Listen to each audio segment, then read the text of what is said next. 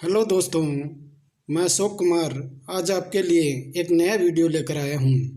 इस वीडियो में हम हिंदी साहित्य के इतिहास ग्रंथों के बारे में पढ़ेंगे, जिसमें सबसे पहला ग्रंथ आता है इस्तवार de la literatura हिंदुस्तानी।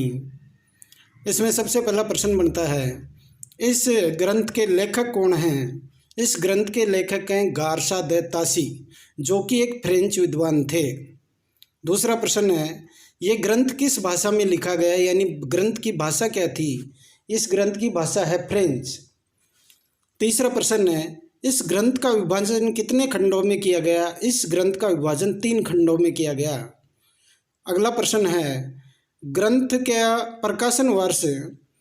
प्रथम भाग का प्रकाशन 1839 में हुआ, द्वितीय भाग का प्रकाशन 1847 में हुआ, द्वितीय भाग के द्वितीय संस्करण का प्रकाशन 1871 ईस्वी में हुआ। अगला प्रश्न है, इस ग्रंथ में कवियों को किस क्रम में प्रस्तुत किया गया? तो मैं आपको बता दूं, अंग्रेजी वर्ण क्रम में प्रस्तुत किया गया।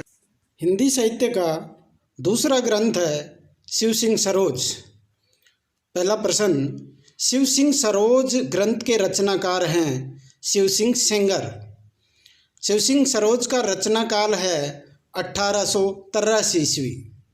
अगला प्रश्न है, शिव सिंह सरोज ग्रंथ के लिए वृत्त संग्रह शब्द का प्रयोग किसने किया? वृत्त संग्रह शब्द का प्रयोग किया है रामचंद्र शुक्ल ने। अगला प्रश्न है, प्रथम विधाता ते प्रगट भये बंदीजन, भाट जाति की उत्पत्ति के संबंध में यह कवित्व किस रचना से है? तो इसका सही उत्तर है शिव सिंह सरोज। अगला प्रश्न है, हिंदी साहित्य के इतिहासकारों ने हिंदी साहित्य का इतिहास लिखने में सर्वाधिक किस ग्रंथ का सहारा लिया है? इसका सही जवाब है शिव सिंह सरोज ग्रंथ का। हिंदी साहित्य का तीसरा इतिहास ग्रंथ है the modern vernacular literature of Hindustan. सबसे पहला प्रश्न है, इस ग्रंथ की रचना किसने की? इस ग्रंथ की रचना की जॉर्ज ग्रियर्सन ने। इस ग्रंथ की भाषा अंग्रेजी है। इस ग्रंथ का रचना काल 1888 ईस्वी है। The modern vernacular literature of Hindustan ग्रंथ का प्रकाशन सर्वप्रथम किस पत्रिका में हुआ? एशियाटिक सोसाइटी ऑफ बंगाल की पत्रिका में। अगला प्रश्न है, the modern vernacular literature of Hindustan साहित्य ग्रंथ को हिंदी साहित्य का प्रथम इतिहास किसने माना? सही जवाब है डॉक्टर किशोरी लाल गुप्त ने। अगला प्रश्न है, the modern vernacular literature of Hindustan ग्रंथ का विभाजन कितने अध्यायों में किया गया? सही जवाब है 11 अध्यायों में। अगला प्रश्न, इस ग्रंथ का प्रत्येक अध्याय किसका सूचक है? सही जवाब है एक काल विशेष का। अगला प्रश्न है, भक्ति काल को हिंदी साहित्य का स्वर्ण युग किसने कहा? इसका सही जवाब है जॉर्ज ग्रियर्सन ने। अगला प्रश्न है, ग्रियर्सन ने हिंदी साहित्य का स्वर्ण युग किस शताब्दी को माना है? सही जवाब 16वीं 17वीं शताब्दी को, जो कि वैष्णव सगुण भक्ति धारा का समय था। अगला प्रश्न, ग्रियर्सन के इतिहास ग्रंथ के लिए वृत्त संग्रह शब्द का प्रयोग किसने किया? इसका सही जवाब है रामचंद्र शुक्ल ने। अगला प्रश्न, the modern vernacular literature of Hindustan ग्रंथ का हिंदी अनुवाद किसने किया? डॉक्टर किशोरी लाल गुप्त ने, और हिंदी साहित्य का प्रथम इतिहास नाम से इसका अनुवाद किया। हिंदी साहित्य का चौथा इतिहास ग्रंथ है मिस्र बंधु विनोद। सबसे पहला प्रश्न है, मिस्र बंधु विनोद के रचनाकार हैं मिस्र बंधु। अगला प्रश्न है, मिस्र बंधु थे, यानी मिस्र बंधुओं का नाम क्या था?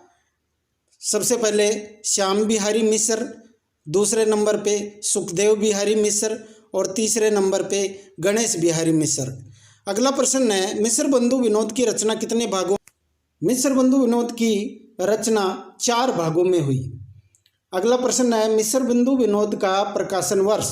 प्रथम 3 भागों का प्रकाशन 1913 ईस्वी में हुआ एवं चतुर्थ भाग का 1934 ईस्वी में। मिस्र बंधु विनोद एक ऐसी रचना है जिसमें 5000 कवियों को स्थान दिया गया। हिंदी साहित्य का 5वां इतिहास ग्रंथ है हिंदी साहित्य का इतिहास, जो कि सन 1929 ईस्वी में लिखा गया। इसके रचनाकार हैं रामचंद्र शुक्ल। इसका रचना काल है 1929 ईस्वी। अगला प्रश्न है, रामचंद्र शुक्ल ने हिंदी साहित्य का इतिहास ग्रंथ हिंदी शब्द सागर की भूमिका में लिखा था। अगला प्रश्न है, हिंदी साहित्य का इतिहास 1929 हिंदी शब्द सागर की भूमिका के रूप में हिंदी साहित्य का विकास शीर्षक से प्रकाशित हुआ था। अगला प्रश्न है, हिंदी शब्द सागर का प्रकाशन नागरी प्रचारणी सभा द्वारा किया गया था। अगला प्रश्न है, रामचंद्र शुक्ल ने हिंदी साहित्य के इतिहास को कितने खंडों में बांटा? 4 खंडों में बांटा। प्रत्येक देश का साहित्य वहाँ की जनता की चित्तवृत्ति का संचित प्रतिबिंब होता है। यह कथन किसका है? यह कथन रामचंद्र शुक्ल का है। अगला प्रश्न है, रामचंद्र शुक्ल द्वारा किए गए काल विभाजन में सर्वाधिक आपत्ति किस काल पर हुई? इसका सही जवाब है वीरगाथा काल पर। अगला प्रश्न है, रामचंद्र शुक्ल ने हिंदी साहित्य के प्रथम काल को वीरगाथा काल नाम देने का कारण था। इसका मुख्य कारण था इस युग में वीरगाथा प्रधान कृतियों की प्रचुरता। अगला प्रश्न है, रामचंद्र शुक्ल ने किस प्रबंध काव्य के आधार पर आदिकाल को वीरगाथा काल नाम दिया? तो इसका सही जवाब है रासो साहित्य। अगला प्रश्न है, रामचंद्र शुक्ल ने किस साहित्य को सांप्रदायिक शिक्षा मात्र माना है? इसका सही जवाब है सिद्ध, नाथ एवं जैन साहित्य को। अगला प्रश्न है, रामचंद्र शुक्ल ने सिद्ध, नाथ एवं जैन साहित्य को किस काल में सम्मिलित किया गया है? इसका सही जवाब है वीरगाथा काल में। मैं आशा करता हूँ ये वीडियो आपका पसंद आया होगा। मिलते हैं अगले वीडियो में, तब तक के लिए नमस्कार।